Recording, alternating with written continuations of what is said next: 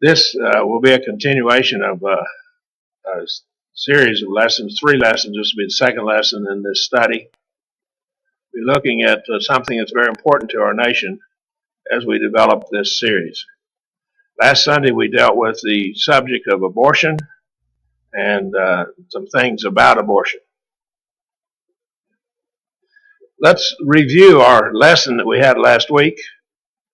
The fetus, and there are different words that are employed to describe an unborn child.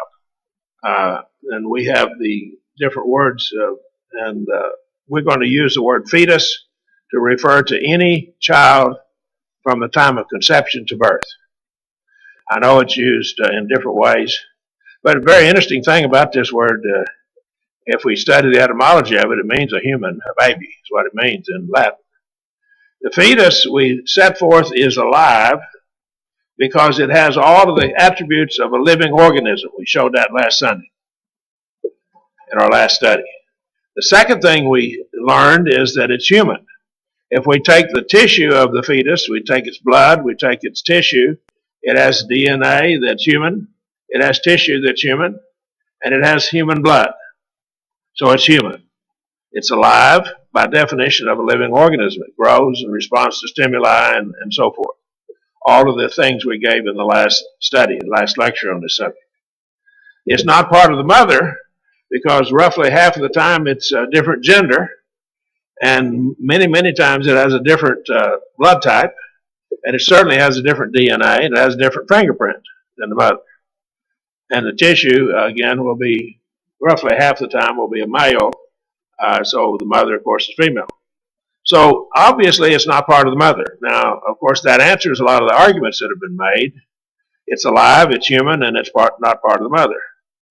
Therefore, it's a separate living human being. That's that conclusion we drew in our last lecture on this subject. Because it's a separate living human being, it's murder to kill it. Very plain and simple. And we understood that until the 1970s in the United States.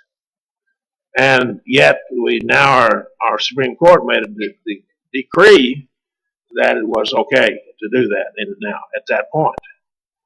In the United States, if we take this right here, this is a couple of years old, U.S. women who have abortions. And about 45% are never married, 15% are married. 11% are previously married, but they divorced. And then there's about the other group here who are living together, about 39% or so, 29% rather, are living together. Nearly 1 in 3 women in the United States will have an abortion in their life. That's a pretty high percentage. And most of the women, 58% of them, are in their 20s when they have the abortion. And 6 in 10 of them already have a child. And 73%, believe it or not, are religiously affiliated. The remaining group are not affiliated with any religion. So the abortion, 88% of them have it in the first 12 weeks of pregnancy. Now these are just facts obtained from the Guttmacher Institute. Let's look at this. And let's look at it carefully. Why do women have abortions? Why does this occur? And so we want to answer that question. And is the unborn child a person? We've already determined that it was in our last lecture. Additional, we're going to look at some illogical arguments that have been set forth by those who propose and support abortion, and show how unreasonable they are in their argumentation. Now look carefully.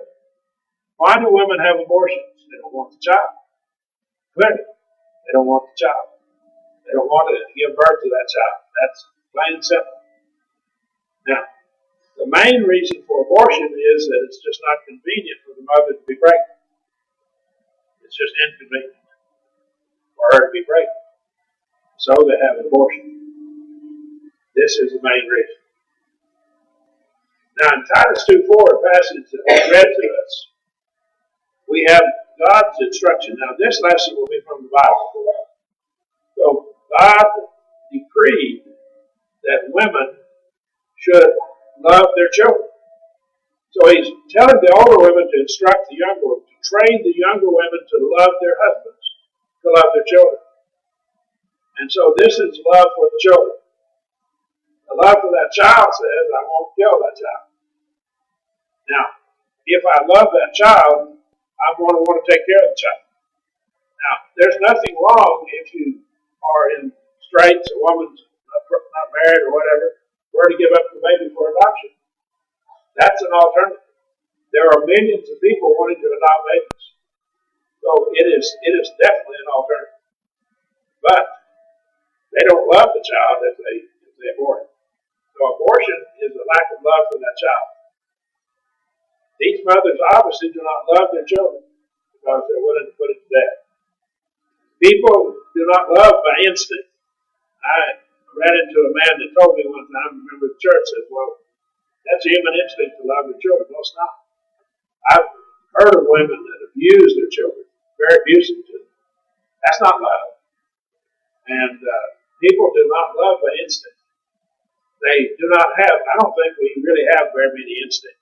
We have an instinct for self-preservation, but that's about it. We have to be taught what's right and wrong. And our society then needs to teach the mothers. That's exactly what Titus 2:4 says.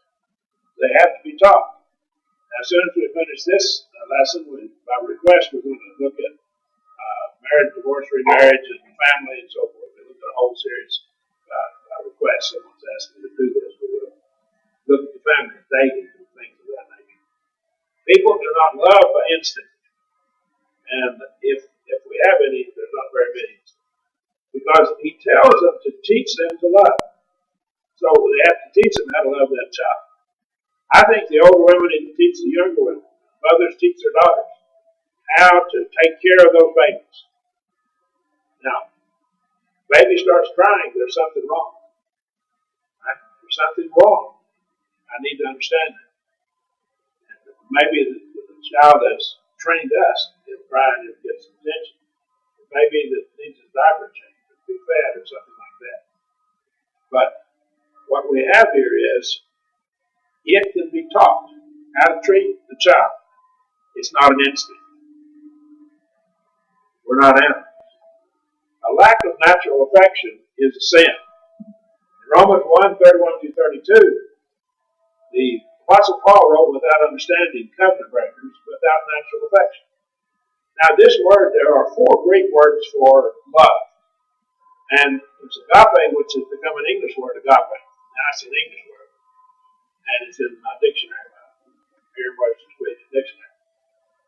It wasn't in the 1965 dictionary, I don't think, but it is in the 2000 dictionary. So it is, the agape love is when I do what's best for that other person. There's phileo love, and that's the love which I have affection for them. Then there's the love we have for family members. I believe you should have a special love for your husband, your wife, your children, your grandchildren, your brothers and sisters and parents, grandparents. And that special love is special because we're family. And that's the love we have here. Without natural affection is not having love for that family member. It's a lack of it. And that's the natural affection, and that word is found a couple of times in the New Testament. But right here, this was one of the sins of which the Gentiles became guilty. And so without understanding, covenant breakers, without natural affection, who, knowing the ordinance of God, that they that practice such things are worthy of death, not only do the same, but also consent with them that practice it. The Gentiles around Israel had gotten so corrupt in their thinking that they sacrificed their babies as human sacrifices to their idol gods.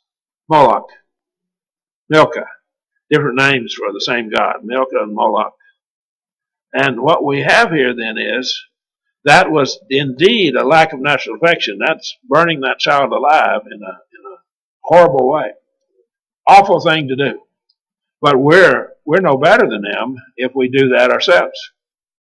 Some who have abortions have them become pregnant as a result of fornication. They don't want to live with the consequences of their sin.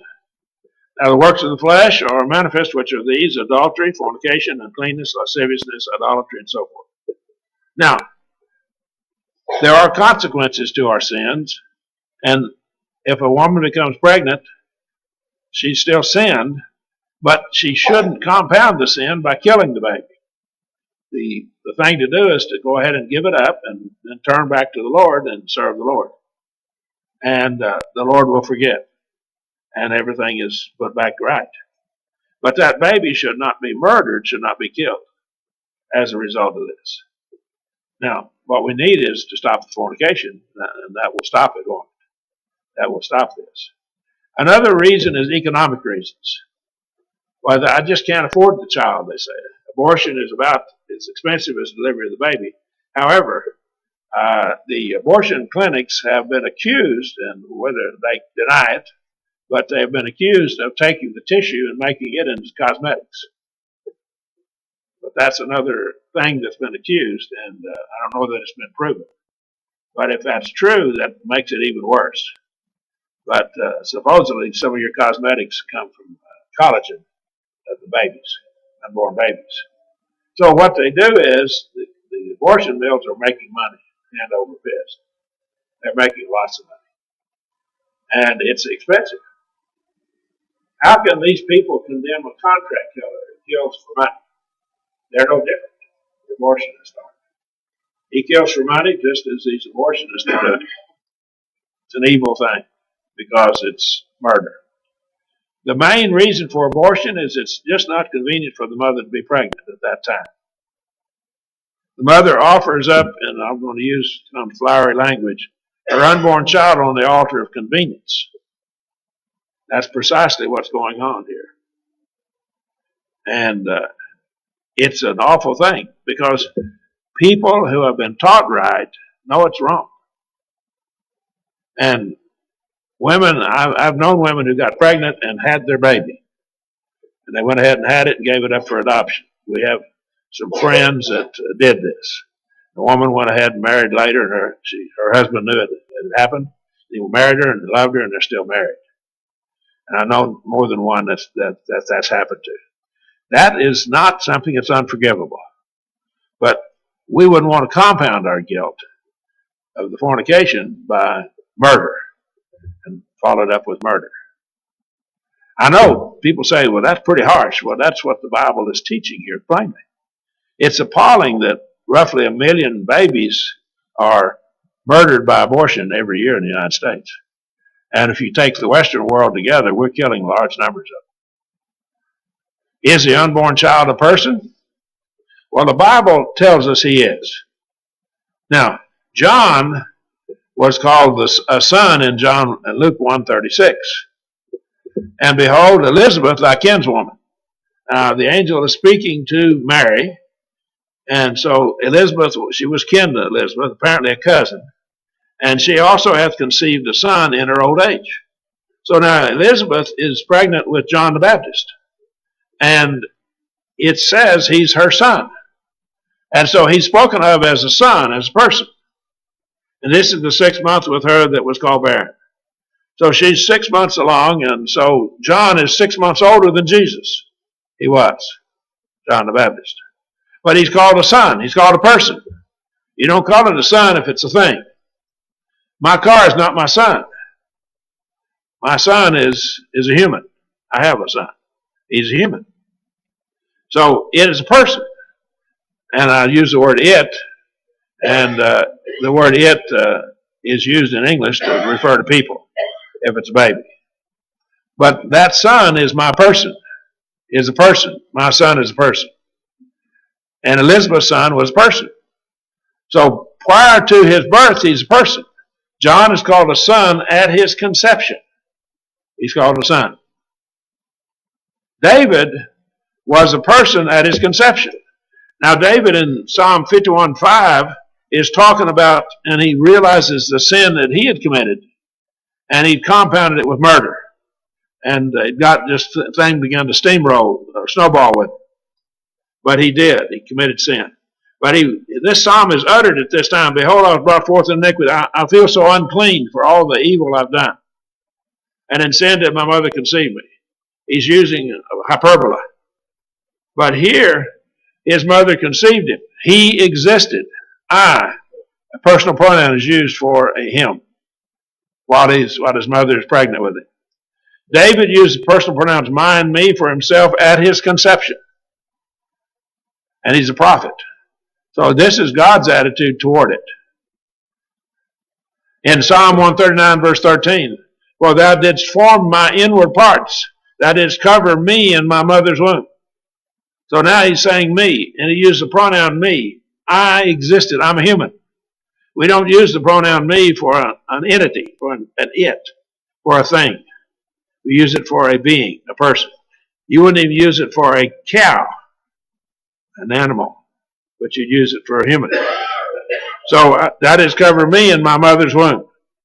I will give thanks unto thee, for I am fearfully and wonderfully made. Again, personal pronouns.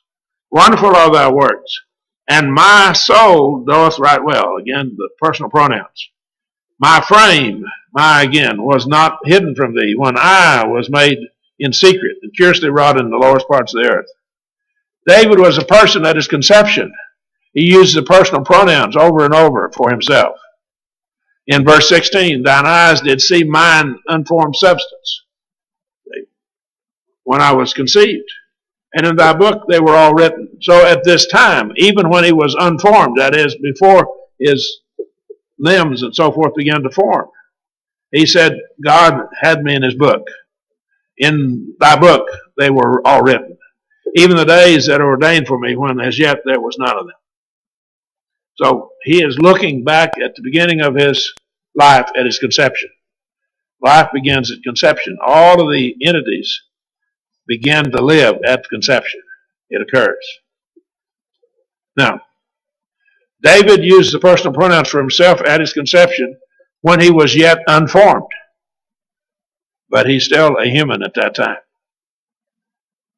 Jeremiah was a person while in the womb. Now the word of Jehovah came unto me, Jeremiah says, saying, behold, before I formed thee in the belly, I knew thee. Before thou camest forth out of the womb, I sanctified thee. So before you came out of the womb, before you were born, I sanctified you.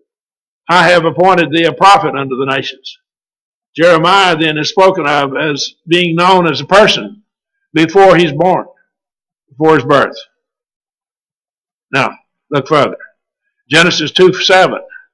This passage is used by some to teach that life begins after the body is formed, and usually whenever we take our first breath. And this is the idea of some people. In other words, if it is not breathing, it's not alive. And Jehovah God formed man of the dust of the ground and breathed into his nostrils the breath of life, and man became a living soul. But the problem with this is the atheist couldn't use this passage because he doesn't believe in it. He thinks we evolved. But this tells us what God did. He took the dust of the ground and made a body, Adam's body. And then he breathed into his nostrils the breath of life. He became a living soul at the time God breathed into his nostrils the breath of life. Now, the Hebrew is ruach, which is probably a spirit, the breath. What we have here, man is threefold. He's a trichotomy, body, soul, and spirit. And when we look at this a moment here, the nostrils, the breath of life, man became a living soul. Man had all of these characteristics. We're not looking at body, soul, and spirit. We understand what a body is. Soul and spirit are a little bit trickier to get the definition of them. But right here, life begins when one breathes. That's the idea. But that's not true, because all these other passages have shown that it began before this. But it began for Adam when he breathed. Why? Because he wasn't alive. His body was created, but God then breathed into that body the breath of life. That's when Adam began to live. You and I are not like Adam. We're not like Adam because we are little babies. He was a grown man. God took a grown man, formed the body of a grown man, then made it alive at that time. That's the difference. So Adam is not a parallel. He's unique. He's the first human created, and Eve was created from a tissue, a part of Adam. The Hebrew says a piece of his side, which when we look at it, it's bone of my bones and flesh of my flesh. Bones and flesh were taken. Now, I don't know what God did. I'd say it's similar to cloning, but it's God doing it. I can't tell you what he did in creating Eve, but she was part of Adam. Tissue was taken from Adam. And so then God formed her from that. Now, look at this carefully here. Man is formed from the dust, a body, still not alive, just a body. Then God then breathed into his nostrils the breath of life. The soul and the spirit were given at that time. And man became a living soul at this time, when God breathed into his nostrils the breath of life. So it's unique. We don't have that situation today. The passage is unique since Adam was created full grown. He was never an embryo. He was never a fetus. Okay? This passage is not a parallel to all who were born after the creation of Adam. Besides, in logic, an analogy proves nothing. It just illustrates things. Adam was created as a full-grown person. He was never an embryo. I'm not parallel to him. Logically, analysis never proves anything. It's only used to illustrate. Keep that in mind. But let's look further. One more point. The passage does not say Adam received a soul, but that he became a soul. The Hebrew is nephesh. The word soul here is used to refer to a living being, a living thing. The same Hebrew word is used in Genesis 9:4 and Leviticus 17:11 and 14. The life, the nephesh, is in the blood. Well, he had blood before, and a little baby has blood before. If we look at this and we use the word for soul, the little baby has blood. And we're going to look at these two passages for a moment here. Let's look at it. But flesh that is with the life thereof, which is the blood thereof, shall you not eat. Blood was not to be eaten. There's a reason for it, because it represented life. We're not to eat blood for that reason. And that's throughout all time. Old Testament, New Testament, doesn't matter, both. Acts 15 makes it applicable to the New Testament. But the point I'm making here, life is the blood. The life is in the blood. So life and blood. If you have blood, you have life. If you take that and make this point. So the little baby, the little embryo, has blood long before it's born. Blood courses through its veins. And so it is different than Adam, because it begins earlier than Adam. Adam's body was fully formed, then he's made a living being. So the life is in blood. So we could argue then from this that when the blood first occurs in that little embryo, then it's alive. If we use this point, that's long before the birth. For the life of the flesh is in the blood, Leviticus 17:11, and I've given it to you upon the altar to make atonement for your sins, for your souls. See? For it is the blood that maketh atonement by reason of the life. The reason the blood makes atonement is because it represents life. Sin has the penalty of death, and Jesus shed his blood to save us from having to die for our sins.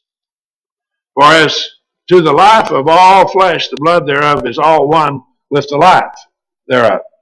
Therefore I said unto the children of Israel, ye shall eat the blood of no manner of flesh, for the life of all flesh is the blood thereof. Whosoever eateth it shall be cut off. So we're not to eat blood, ever, as Christians. Not because blood is bad for us. It probably is bad for us, physically.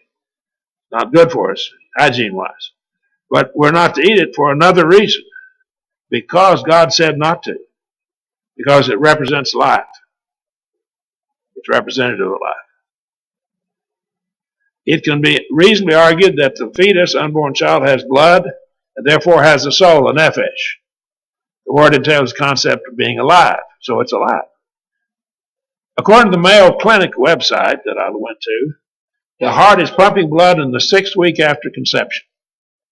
It's pumping blood. So 6 weeks after conception, it's pumping blood. That's about a month and a half. It's already pumping blood.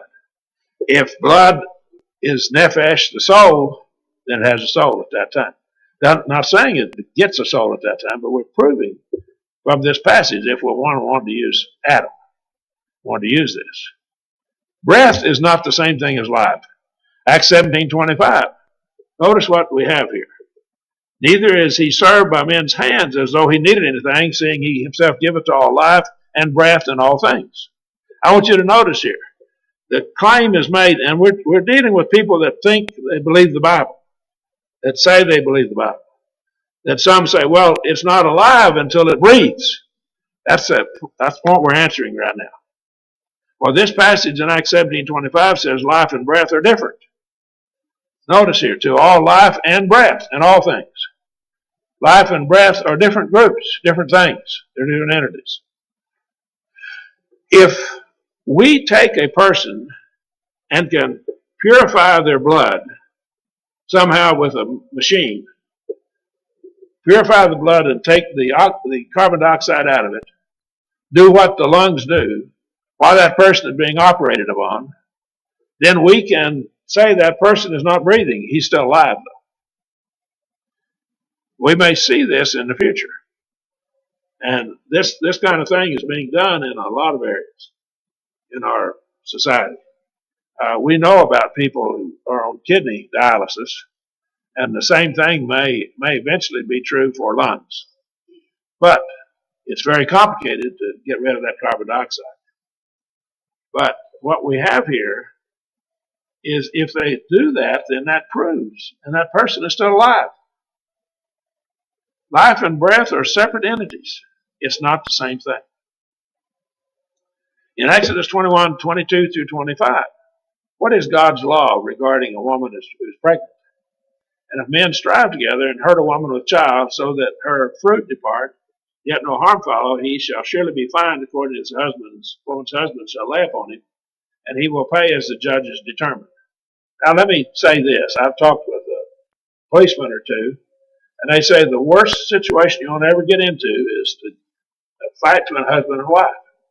He's been beating her up, and you go in to arrest him, and she'll start attacking the policeman because she's want to help him, even though he's beat her up.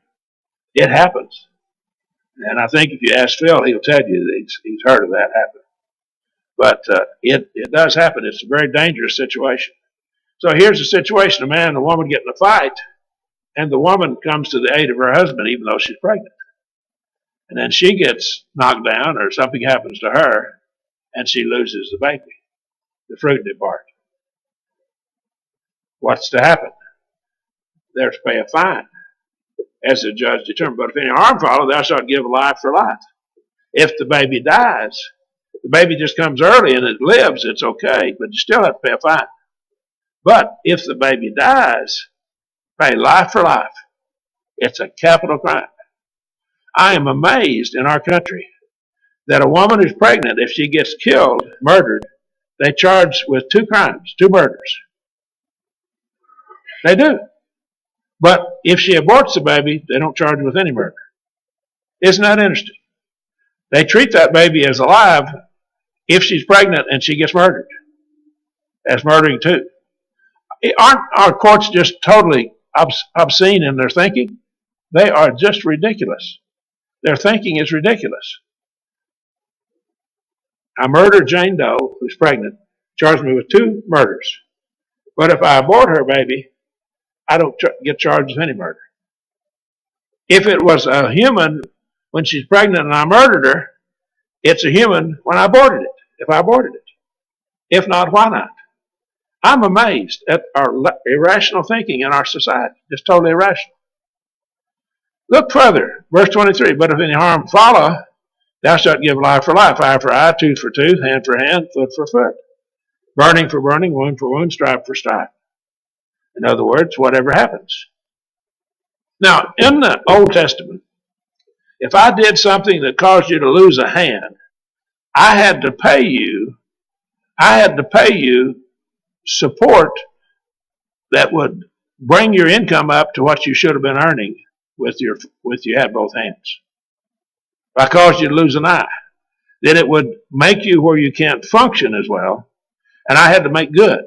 So the loss of a tooth is the same thing. In other words, there was a fine, there was something I had to do. If I killed your husband accidentally, then I had to support you. and give you support. You as a woman. I'm not taking you as my wife, but you had to support you.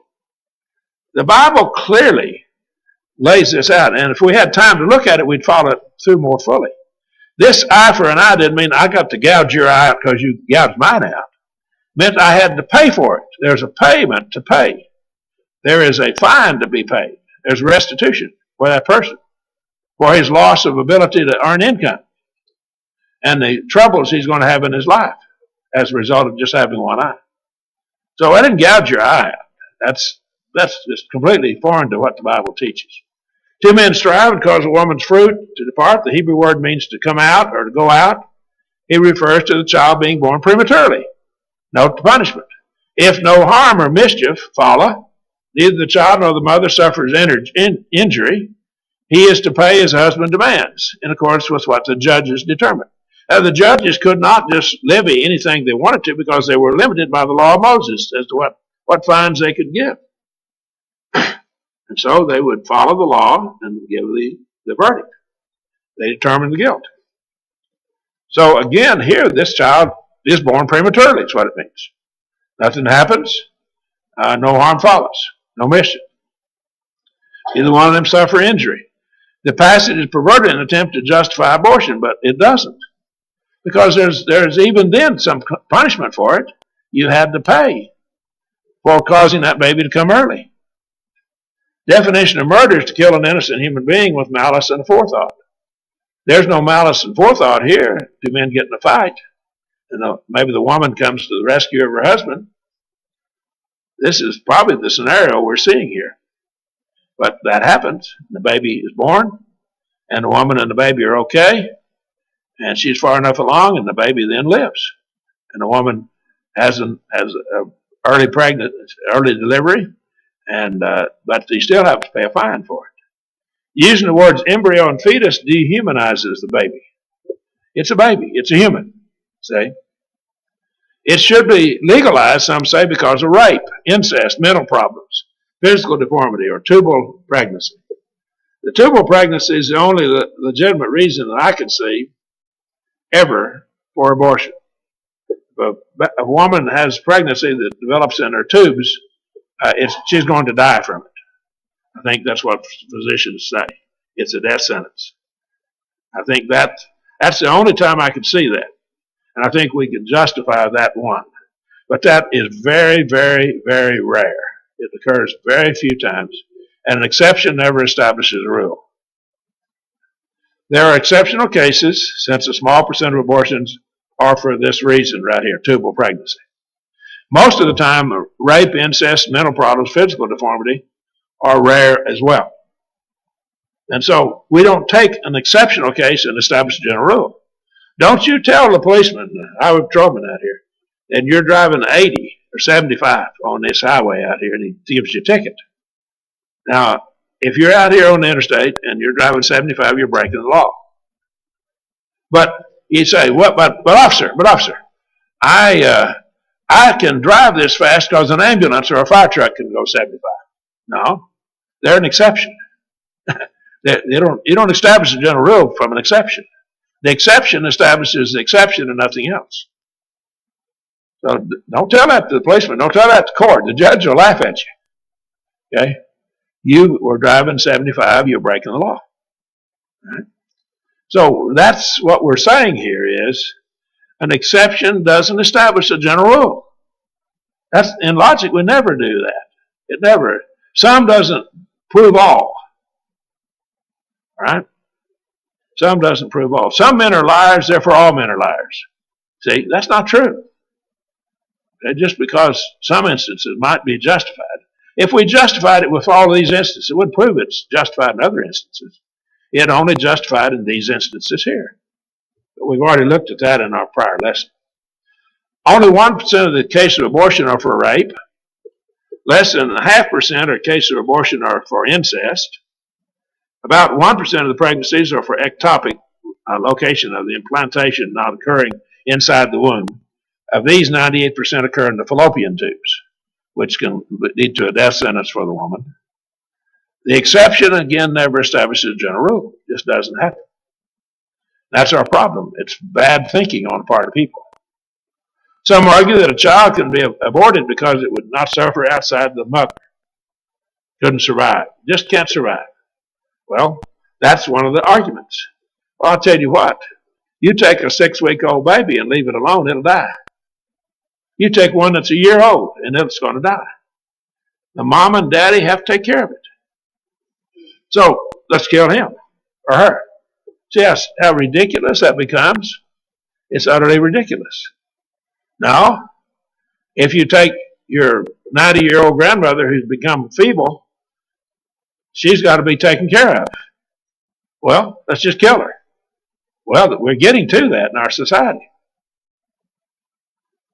Our problem is our thinking is irrational.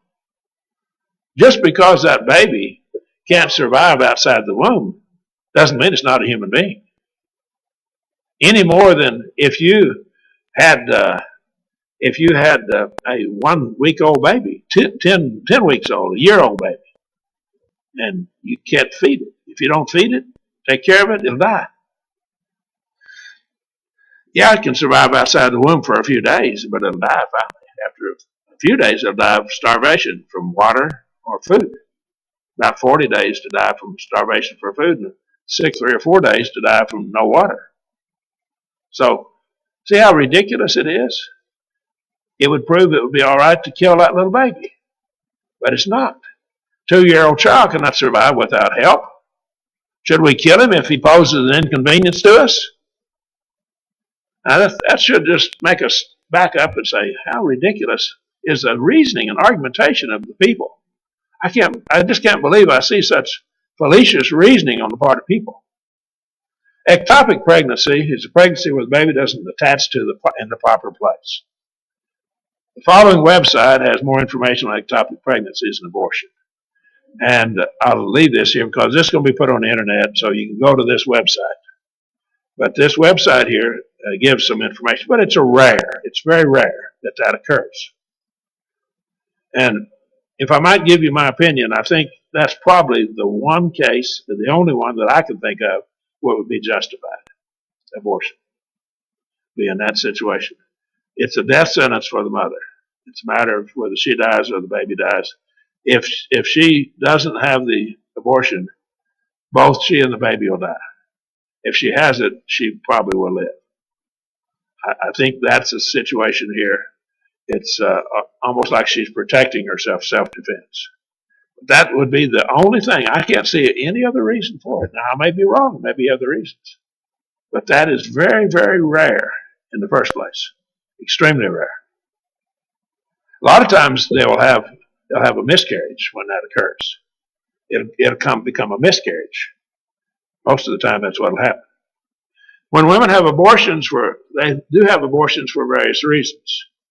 To cover the shame of pregnancy, because of economic reasons. Pregnancy makes life inconvenient. The scriptures teach that an unborn child is a person. And the scriptures teach plainly that the exception never establishes a rule. Never establishes a rule. It's totally irrational to try to justify abortion.